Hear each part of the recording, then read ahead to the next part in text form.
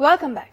ત્રિનેત્રમાં આગળ વધી તો ખેડૂતોને પોતાના હક માટે હંમેશા લડતું જ રહેવાનું. તે પછી કુદરતી થપાટ, પછી વળતર મળવાની વાત હોય, પાકના પૂરતા ભાવની વાત હોય, ખાનગી કંપનીઓની દમનકારી નીતિ હોય, આવું જ કંઈક હળવદમાંથી સામે આવ્યું છે. જ્યાં ખાનગી રેલવે કન્ટેનર યાર્ડ કંપનીની દાદાગીરીથી ખેડૂતો પરેશાન થઈ ગયા છે. શું છે ખેડૂતોની સમસ્યા અને માંગ, અને એમની સાથે શું થઈ રહ્યું છે, આવું જોઈએ આ રિપોર્ટમાં.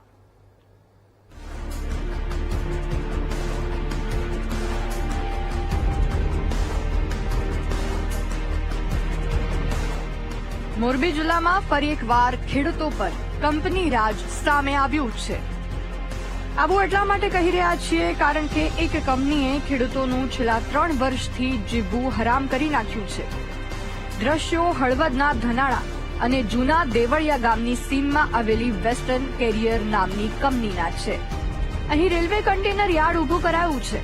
યાર્ડ ઉભું કર્યું તેનાથી ખેડૂતોને વાંધો નથી, પરંતુ કંપનીએ પોતાના રસ્તા ઊંચા કરીને કુદરતી પાણીનો નિકાલ બ્લોક કરી દીધો છે, જેથી ખેડૂતો 4 વર્ષથી પરેશાન થઈ ગયા છે.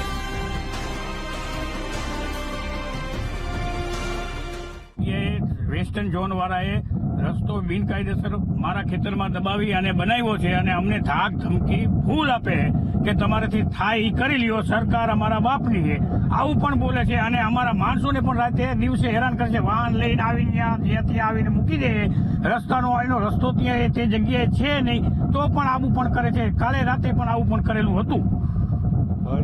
પાણી અમારા વેસ્ટર્ન ઝોન વાળાએ પાણી નિકાલ જે હતો તે પણ બંધ કરી દીધેલો છે.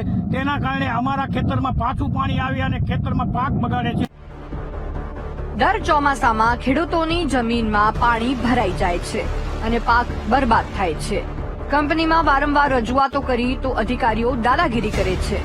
દાદાગીરી પણ એટલી હદ સુધી કે ખેડૂતોના ખેતરોમાંથી પણ તેના વાહનો પસાર કરે છે, જેથી કંટાળી અંતે ખેડૂતોએ પોલીસમાં રજૂઆત કરી છે.